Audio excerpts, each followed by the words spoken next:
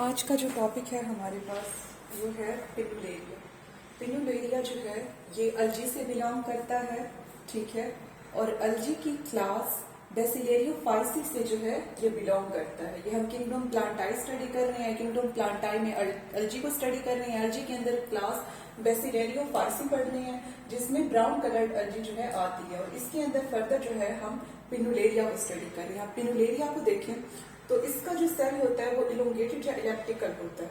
ये तो हॉरिजॉन्टल है ना, जब इसे मतलब वर्टिकल खड़ा करें तो इसकी जो शेप होगी वो इलोंगेटेड या इलेप्टिकल होगी। अब इसके स्ट्रक्चर देखते हैं। अब सबसे पहले इसमें इसे डिस्कस करने से पहले दो व्यूज का बताना जरूरी है, वो है वाल व्यू और गिल्डर व्यू। अब मिसाल के तौर पर सपोज करें ये कोई भी जो है बोतल है।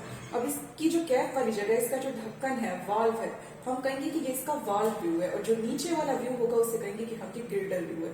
अब ये दो वाल्व्स ही है ना पिनुलेरिया के, इसकी एक तरह से कैप्स ही है, तो ये इसका वाल्व व्यू होगा और ये वाला जो है ये गिल्डर व्यू होगा, ठीक है। अब इसके अंदर जो है कैरेक्टरिस्टिक्स मार्किंग्स जो है होंगी, ठीक है। अब कुछ मार्किंग्स जो है इसमें सिग्माइड होंगी, सिग्मा लाइक होंगी शेप में यू, जिसे जो है हम रेफी कहेंगे। इसके ऊपर वाली पार्ट को एपिथीसा कहेंगे, एपी मीन अबव और थीसा मीन लेयर, और नीचे वाली लेयर को हाइपोथीसा कहेंगे, हाइपो मीन्स बिलो। अब जिस बैंड से ये जुड़े हुए हैं उस बैंड को हम सिंगुलम कहेंगे, ठीक है। अब ये दो लेयर्स किनारों से जुड़ी हुई होंगी एक दूसरे के साथ कुछ मस्कुलर थिकनिंग के जरिए से, जिसे हम पोलर नोड्यूल कहेंगे। और सेंट्रली ये जुड़ी होंगी मस्कुलर थिकनिंग से जो कि राउंड होगी शेप में, जिसे जो है हम सेंट्रल नोड्यूल कहेंगे, ठीक है। उसके बाद ये इसमें ये जो मार्किंग इसके एजिस पर मौजूद है इसे हम स्टेरियाई कहेंगे। ये स्ट्रिप्स का प्लूरल है, जिसका हम कहते हैं कि इसका स्ट्रक्चर स्ट्रिप्ड है, इस पे लाइनिंग है, तो ये इसका प्लूरल है सेट्रियाई। उसके बाद इसका हैबिटेट के पिनुलेरिया रहता कहाँ है, तो ये ताजा पानी के तालाब में रहने वाली अलजी है। और ये मट्टी मतलब कीचड़ वाली जगह पे और मॉइस्ट सॉइल और गीली मिट्टी के ऊपर जो है ये ग्रो करती है। और इसका सिंगल, ये यूनिसेलुलर है, इसका सिंगल सेल होगा और वो जो इसका सेल होगा वो इलोंगेटेड या एलिप्टिकल होगा। अब इसे जब वर्टिकली खड़ा करें, अभी तो ये मतलब हॉरिजॉन्टली पड़ा है, तो इसकी शेप इलेप्टिकल होगी या फिर इलोंगेटेड होगी, ठीक है। तो ये फ्रेश वाटर में मल्टी सरफेस पे और मॉइस्ट सॉइल पे पाई जाती है। और इसका सिंगल सेल होगा, ये यूनिसेलुलर है, जो कि इलोंगेटेड या इलेप्टिकल होगा। उसके बाद इसकी सेल वॉल को देखें तो इसकी सेल वॉल पेक्टिक सब्सटेंसेस से बनी होंगी और उसके अंदर सिलिका इम्प्रेग्नेटेड होगा। अब सिलिका के उसके अंदर इम्प्रेग्नेटेड होने की वजह से जो सेल वॉल है वो हार्ड हो जाएगी। उसके बाद अगर हम इसके वॉल्व्स को देखें तो जो फ्रस्ट्यूल्स, अब ये जो दो लेयर्स है ना इसकी, ठीक है, जब ये वाल्व है इन्हें जो है हम फ्रस्ट्यूल्स कहते हैं।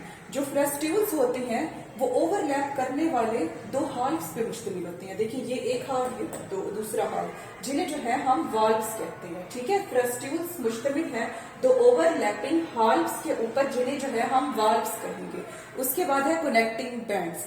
अब जो सेल्स होते हैं जो कि एजेस पे मौजूद होते हैं, अब ये एजेस पे जो सेल्स मौजूद हैं ये तो ओवरलैप नहीं कर रहे ना, तो ये क्या करेंगे कि ये इन ओवरलैपिंग लेयर्स को जोड़ने का काम करेंगे, ठीक है। तो ये ओवरलैपिंग लेयर्स कुछ मुड़ी हुई इनकर्व एजेस से जुड़ी हुई होंगी, जिन्हें जो है हम कनेक्टिंग बैंड कहेंगे। उसके बाद वाल्व व्यू और गिल्डर व्यू, ये अभी मैंने बताया कि जो वाल्व व्यू होता है ये ऊपर या नीचे से हम देखते हैं, मतलब उसकी वाल वाली जहां से कैप आ सकती है, ठीक है, ऊपर और बॉटम वाली साइड से जो है हम देखते हैं, तो वो वाल व्यू होता है। और ये फ्लैट व्यू होता है, देखेंगे फ्लैट व्यू है। और दूसरा इसमें आप पिनुलेरिया के हवाले से देखें तो इसका स्ट्रक्चर इस व्यू के तहत उसकी पैरेलल प्लेट्स होंगी और उन पैरेलल प्लेट्स जो है वो जुड़ी हुई होंगी पोलर एंड्स के जरिए से, ठीक है। ये देखिए पोल्स इसके, तो ये पोलर एंड से जो है जुड़ी हुई है पैरेलल प्लेट्स। और जो गिल्डर व्यू है ये देखिए ये साइड से इसका होगा, ये इस साइड से जो व्यू है लेटरली जो व्यू होगा वो गिल्डर व्यू होगा। और ये गिल्डर व्यू के तहत अगर हम इसकी शेप पिनुलेरिया की देखें तो वो रेक्टेंगुलर है, ठीक है। और इसे जो है हम बैंड व्यू भी कहेंगे। बैंड व्यू क्यों कहेंगे, क्योंकि एजेस पे ज्यादातर बैंड्स ही पिनुलेरिया में पाई जाती हैं। तो इस सारे में मैंने क्या बताया, पिनुलेरिया का स्ट्रक्चर बताया है, ठीक है। उसके बाद उसका हैबिटेट बताया कि वो फ्रेश वाटर, सैंडी या फिर मडी प्लेसेस पे पाया जाएगा। और इसका सिंगल सेल होगा और जो कि जो कि इलोंगेटेड या इलेप्टिकल होगा। इलेप्टिकल मतलब बेस भी होगा, शक्ल में लंबूतरा सा होगा। और सेल वॉल जो है इसकी पेक्टिक की बनी हुई होगी, जिसके अंदर सिलिका इम्प्रेग्नेटेड होने की वजह से वो हार्ड हो जाएगी। वॉल्स मैंने इसके दो बताए हैं, जो कि मैंने कहा है कि जो फ्रस्ट्यूल्स हैं जो कि ओवरलैपिंग प्लेट्स पे मुश्तमिल हैं, इन फ्रस्ट्यूल्स को इन एपिथीसा हाइपोथीसा को दूसरे लफ्जों में हम जो है वाल्व्स कहते हैं। उसके बाद मैंने कनेक्टिंग बैंड्स का बताया कि ये दोनों लेयर्स जो हैं कुछ मस्कुलर थिकनेस से जुड़ी हुई होगी जिसे हम उसके कनेक्ट करने वाले बैंड्स कहेंगे। फिर मैंने वाल्व व्यू और ग्रेडर व्यू का बताया। वाल्व व्यू सरफेस व्यू होगा और ग्रेडर व्यू लैटरल या फिर बैंड व्यू होगा। उसके बाद अगर हम इसकी टेक्सोनोमिक पोजीशन को देखें तो इसका जो किंगडम है, किंगडम इसका प्लांटाई है, डिवीजन बेसिलेरियोफाइटा है, क्लास बेसिलेरियोफाइसी है। अब ये याद रखें कि जहां भी बेसिला का वर्ड है उसमें वो अलजी शामिल होगी जो कि ब्राउन कलर्ड होगी, फक्कोजेंथिन यानी कि जेंथोफिटी फक्कोजेंथिन टाइप के प्रेजेंट होने की वजह से। ऑर्डर पिनेल्स है, फैमिली नेविकुलाइटी है, जीनस पिनुलेरिया। इसमें एक इसकी फैमिली नेविकुलाइटी याद रखनी है और दूसरा क्लास बेसिलेरियोफाइसी, ये ज्यादा याद रखनी है, एमसीक्यूज में आती है। उसके बाद रेफी को अगर हम देखें तो अभी मैंने स्टार्ट में भी बताया था कि दो सीरीज में ना मार्किंग्स होंगी। देखिए एक सीरीज ये है और एक सीरीज जो है ये है, ठीक है। अब इसमें क्या होगा कि ये जो दो सीरीज हैं रिब लाइक लाइंस की, इन्हें जो है हम रेफी कह रहे हैं और ये सिग्माइड है शेप में। सिग्माइड कैसे होता है, मतलब एजेस से स्मार्ट और जो सेंट्रल पोर्शन होता है वो इसका थिक होता है। उसके बाद है सेंट्रल न्यूड्यूल। सेंट्रल न्यूड्यूल क्या होगा कि ये जो होती है ना रेफी, ये जारी नहीं रहती, सेंटर में ये इंटरप्ट हो जाती है। इसके सेंटर में कुछ मस्कुलर थिकनिंग इसे इंटरप्ट करती है, इसमें मुदाखलत करती है, इसे कंटिन्यूस होने से रोकती है। तो इस मस्कुलर थिकनिंग को हम सेंट्रल न्यूड्यूल कहेंगे। पोलर न्यूड्यूल क्या है, जो थिकनिंग आउटर एंड्स पे होगी जो कि एपिथीसा और हाइपोथीसा को जोड़ रही है, उसे हम पोलर न्यूड्यूल्स कहेंगे, मतलब जो पोल्स पे प्रेजेंट है न्यूड्यूल्स। उसके बाद साइटोप्लाज्म। अब इसका साइटोप्लाज्म हम मतलब इसका साइटोप्लाज्म सेंटर में नहीं होता, वो पैरिटल लेयर में होता है, मतलब किनारे, पेरिटल कहते हैं किनारे वाली साइड को, किनारे वाली साइड पे इसका साइटोप्लाज्म होगा और इस साइटोप्लाज्म के अंदर एक बड़ा सा वैक्यूल जो है पैक होगा। उसके बाद इसका न्यूक्लियस देखें तो सिंगल न्यूक्लियस इसके वैक्यूल के अंदर होगा जिसे साइटोप्लाज्मिक स्ट्रैंड्स ने होल्ड किया हुआ होगा, पकड़ा हुआ होगा। फिर इसकी अगर हम लोकोमोशन को देखें तो इसमें कोई लोकोमोटरी ऑर्गन नहीं है, तो जिसमें लोकोमोटरी ऑर्गन ना हो वो ग्लाइडिंग मूवमेंट करते हैं। तो इसमें ग्लाइडिंग मूवमेंट होगी, मतलब ग्लाइडिंग मूवमेंट हम किसे कहते हैं, जो कि करंट से हो, एयर करंट से या वाटर करंट से। अब चूंकि ये वाटर में है तो इसमें वाटर करंट से होगी। तो फिर इसमें इसके स्ट्रक्चर में साइटोप्लाज्मिक स्ट्रीमिंग का फिनोमिना होगा जिससे ग्लाइडिंग मूवमेंट होगी, और दूसरा इसकी जो रेफी है वो म्यूसिलेज खारिज करेगी जो कि ग्लाइडिंग में हेल्प करेगी। इसमें कोई स्पेशलाइज्ड स्ट्रक्चर जो है लोकोमोशन के लिए मौजूद नहीं है। तो इस सारे में मैंने पहले मैंने टेक्सोनोमिक पोजीशन का बताया कि इसमें फैमिली नेविकुलाइडी और क्लास बेसिलेरियोफाइसी को याद रखना है। फिर रेफी का बताया कि दो रिब लाइक लाइंस होती है जिन्हें हम रेफी कहते हैं, जो कि सिग्माइड होती है। फिर मैंने सेंट्रल न्यूड्यूल का बताया कि रेफी को डिस्टर्ब करेगा इस सब्जेक्ट सेंटर में, जिसे हम सेंट्रल न्यूड्यूल कहेंगे, और जो एपिथीसा और हाइपोथीसा को पोल्स पे जो मस्कुलर थिकनिंग जोड़ेगी उसे पोलर न्यूड्यूल कहेंगे। पेरिटल किनारे पे साइटोप्लाज्म होगा जिसके अंदर वैक्यूल जुड़ा हुआ होगा, वैक्यूल के अंदर साइटोप्लाज्म वैक्यूल के अंदर न्यूक्लियस मौजूद होगा जिसे साइटोप्लाज्मिक स्ट्रैंड्स ने पकड़ा हुआ होगा, होल्ड किया हुआ होगा, और लोकोमोटिव स्ट्रक्चर इसमें नहीं है, ये ग्लाइडिंग मूवमेंट करता है। और ग्लाइडिंग मूवमेंट किस चीज से इसकी होती है, वो म्यूसिलेज से होती है और जो कि रेफी खारिज करता है, और दूसरा साइटोप्लाज्मिक स्ट्रैमिंग मूवमेंट से। उसके बाद जो है इसमें क्लोरोप्लास्ट का, अब ये अलजी है तो ऑब्वियसली इसमें जो है क्लोरोप्लास्ट होगा। तो क्लोरोप्लास्ट को अगर हम इसमें देखें तो इसके अंदर एक या दो लैमिनेटेड क्लोरोप्लास्ट होंगे। लैमिनेटेड का क्या मतलब है, जो कि फ्लैटली पड़ा हो। अब जिस तरह हम लीफ का कहते हैं ना कि ये उसका लैमिना है, ये लीफ का फ्लैट पोर्शन है, ठीक है, जो मतलब हॉरिजेंटली फ्लैटली चीज पड़ी हो उसे हम कहते हैं वो लैमिनेटेड है, ठीक है। तो इसके अंदर एक या दो लैमिनेटेड क्लोरोप्लास्ट होंगे। क्लोरोप्लास्ट के अंदर एक या दो पायरिनाइड्स होंगे। अब पायरिनाइड्स होंगे तो ऑब्वियसली इनके अंदर पिनुरेनिया की खुराक भी स्टोर होगी। तो रिजर्व फूड स्टफ इसके अंदर जो है ऑयल होगा जिसे जो है हम क्राइसोलैमिनेरिक कहेंगे, ठीक है।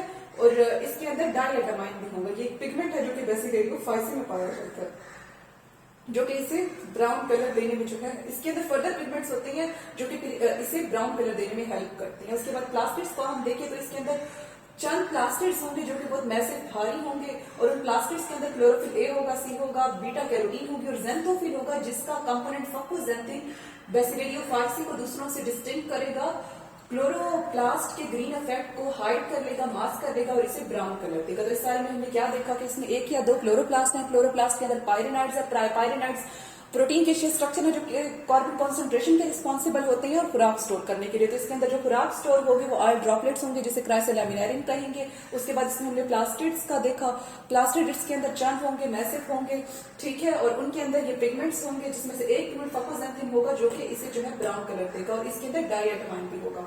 उसके बाद अगर हम इसकी रिप्रोडक्शन देखें तो इसमें एसेक्सुअल रिप्रोडक्शन नहीं होती, इसमें वेजिटेटिव रिप्रोडक्शन होती है और इसके अंदर जो है सेक्सुअल रिप्रोडक्शन होती है। अब अगर हम इसकी वेजिटेटिव रिप्रोडक्शन को देखें तो इसकी जो वेजिटेटिव रिप्रोडक्शन है वो सेल डिवीजन के जरिए से होगी। वो सेल डिवीजन के जरिए से कैसे होगी कि पहले जो है न्यूक्लियस डिवाइड करेगा और वो दो में कन्वर्ट हो जाएगा, ठीक है। फिर न्यूक्लियस के डिवाइड करने के बाद उसका प्रोटोप्लास्ट एक्सपेंड करेगा। उसके एक्सपेंड करने से क्या होगा कि एपिथीसा और हाइपोथीसा जो है अलग हो जाएंगे। अब न्यूक्लियस पहले अलग हो चुका है, डुप्लीकेट हो चुका है, एपिथीसा हाइपोथीसा भी अलग होगा और बाकी ऑर्गेनेलिज इसके बाद डुप्लीकेट करेंगी। जब ये सारा काम हो जाएगा तो एपिथीसा अलग हो जाएगा, हाइपोथीसा अलग हो जाएगा और वो दोनों एपिथीसा के तौर पर बिलोंग करेंगे जिनके अंदर न्यूक्लियस और ऑर्गेनेलिज एक एक होगी, जो एक के अंदर डुप्लीकेट की हुई होगी और एक के अंदर पेरेंट वाली होगी। उसके अंदर फिर नया प्रोटोप्लास्ट और वाल्व जो है सेपरेट हो जाएगी। इस तरह से जो है हमारे पास वेजिटेटिव रिप्रोडक्शन होगी जिससे जो है हमारे पास एक नया पिनुलेरिया जो है बन जाता है और इससे जो है फिर मजीद बनेगी। अब इसमें दो पिनुलेरिया जो बनेंगे ना, मतलब दो इसके हिस्से अलग हो गए ना तो दो ही बनेंगे उससे। तो एक जो बनेगा वो पेरेंट साइज का होगा, दूसरा जो है स्मॉल होगा। तो जो स्मॉल होगा वो स्मॉल ही नहीं रहेगा, वो खुद को अक्सोस्पोर में कन्वर्ट कर लेगा जिससे उसका साइज जो है पेरेंट जितना हो जाएगा रिस्टोर हो जाएगा। तो ये यहाँ पे मैं डायग्राम से दिखाती हूँ इसका कि अब ये देखें, ये डायग्राम जो है यहाँ पे मैंने जो है ड्रा की है। इसकी डायग्राम में आप देख सकते हैं कि ये पहले जो है इसका न्यूक्लियस दो में डिवाइड हो रहा है, उसके डिवाइड होने के बाद प्रोटोप्लास्ट एक्सपेंशन जिसे एपिथीसा हाइपोथीसा अलग हो गए। अब ये एपिथीसा इधर आ गया, ये एपिथीसा इधर आ गया, तो इसके गिर्द भी वाल सेपरेट, सॉरी ये हाइपोथीसा इधर आ गया, इसके गिर्द भी वाल सेपरेट हो गई, इसके गिर्द भी वाल सेपरेट हो गई। तो ये दो हमारे पास पिनुलेरिया बन गए। अब इसमें एक पेरेंट साइज जितना है और एक ये स्मॉल होगा। यहाँ पे थोड़ा मुझसे लार्ज बन गया लेकिन ये स्मॉल होगा और ये अक्सोस्पोर को खुद में कन्वर्ट करके अपने साइज को रिस्टोर करेगा। उसके बाद सेक्सुअल रिप्रोडक्शन को, तो इस सेक्सुअल रिप्रोडक्शन में हमने क्या देखा कि इसमें सेल डिवीजन होगी। सेल डिवीजन में क्या होगा, पहले न्यूक्लियस डिवाइड करेगा, उसके बाद जो है प्रोटोप्लास्ट डिवाइड करेगा, उसके बाद ऑर्गेनेलिज डुप्लीकेट करेंगे, एपिथीसा हाइपोथीसा अलग होंगे, उनके अंदर नए वाल नए हिस्से उनके सेपरेट हो जाएंगे, दो पिनुलेरिया बनेंगे, एक पेरेंट साइज वाला होगा और एक छोटा होगा। जो छोटा होगा वो खुद को पेरेंट साइज तक रिस्टोर कर लेगा, उस तक ले आएगा, खुद को अक्सोस्पोर में कन्वर्ट करके। सेक्सुअल रिप्रोडक्शन इसमें कॉन्जुगेशन से होगी। तो कॉन्जुगेशन तो होगी लेकिन उसमें जो गैमेट्स मिलेंगे उसके हवाले से हम कौन सी सेक्सेस में स्टडी कर रहे हैं तो वो आइसोगेमी है। आइसोगेमी में क्या होता है कि गैमेट्स सिमिलर होते हैं साइज में भी, शेप में भी, और इसके अंदर जो आइसोगेमी प्रिमिटिव टाइप की हो रही है वो लाइट से भी अफेक्ट होती है, टेम्परेचर से भी और न्यूट्रिएंट से भी। और दूसरा इसके अंदर मोनोएशियस जो है सेक्सुअल रिप्रोडक्शन होगी, यानी कि ये होमोथैलिक होंगे, दोनों सेक्सेस एक ही पिनुलेरिया के अंदर होंगी, ठीक है। और जो जाइगोट बनेगा वो खुद को अक्सोस्पोर में कन्वर्ट कर लेगा, खुद को पेरेंट साइज तक ले आने के लिए। अब इसके अगर हम स्टेप्स देखें तो दो सेल्स सेम या फिर डिफरेंट पेरेंट से पहले खुद को इन्वेलप कवर में बंद कर लेंगे, किसके, म्यूसिलेज के। दो सेल्स सेम या डिफरेंट पेरेंट के खुद को म्यूसिलेज के कवर में बंद कर लेंगे। फिर क्या होगा कि हम दोनों की न्यूक्लियाई जो है दोनों के मियोसिस करेंगे और चार बनेंगे सेल्स। एक के भी चार बनेंगे एक सेल के, दूसरे सेल के भी चार बनेंगे, तो तीन उनमें से डीजेनरेट दोनों के कर जाएंगे और एक एक दोनों का बच जाएगा, जो कि मेटामॉर्फोसिस करेंगे, अपनी शेप चेंज करेंगे जिससे वो गैमेट्स में कन्वर्ट हो जाएंगे। गैमेट्स फिर लाइब्रेट हो जाएंगे, आजाद हो जाएंगे वहां से, फ्रस्ट्यूल से वो मिलेंगे और जाइगोट बन जाएगा। अब जाइगोट थोड़ा सा छोटा होगा तो खुद को पेरेंट तक रिस्टोर करने के लिए खुद को अक्सोस्पोर में बदल लेगा और जब वो अक्सोस्पोर में कन्वर्ट हो जाएगा तो उसके बाद वो वाल्व खारिज करेगा जिससे वो अडल्ट में बदल जाएगा। तो सेक्सुअल रिप्रोडक्शन में मैंने क्या बताया कि इसमें कॉन्जुगेशन होगी और इसके अंदर प्राइमेटिव टाइप ऑफ आइसोगैमी होती है जो कि टेम्परेचर, न्यूट्रिएंट्स वगैरह से जो है मुतासिर होती है। और इसके अलावा इसमें जो है ये मोनोएशियस है, होमोथैलिक है, दोनों सेक्सेस एक ही इंडिविजुअल के अंदर है और दूसरा इसके अंदर जो जाइगोट बनेगा वो खुद को पेरेंट साइज तक लाने के लिए अक्सोस्पोर में कन्वर्ट करेगा। फिर मैंने इसके स्टेप्स बताया, स्टेप्स में मैंने क्या बताया कि पहले इनके अंदर मियोसिस होगी, जिन दो ने अपने गैमेट्स देके सेक्सुअल रिप्रोडक्शन करने में मियोसिस होगी, 4 सेल्स बनेंगे, दोनों के टोटल 8 बनेंगे, तीन उनमें से दोनों के डीजेनरेट हो जाएंगे, एक एक बन जाएगा जो कि मेटामॉर्फोसिस करेगा, खुद को गैमेट्स में बदलेगा, गैमेट्स मिलेंगे, जाइगोट बनेगा, जाइगोट खुद को अक्सोस्पोर में बदलेगा पेरेंट सेल तक लाने के लिए और फिर वो अक्सोस्पोर खुद को अडल्ट में कन्वर्ट करने के लिए अपने गिर्द वाल्व सेपरेट कर लेगा और नए पिनुलेरिया हमारे पास सेक्सुअली बन जाएंगे।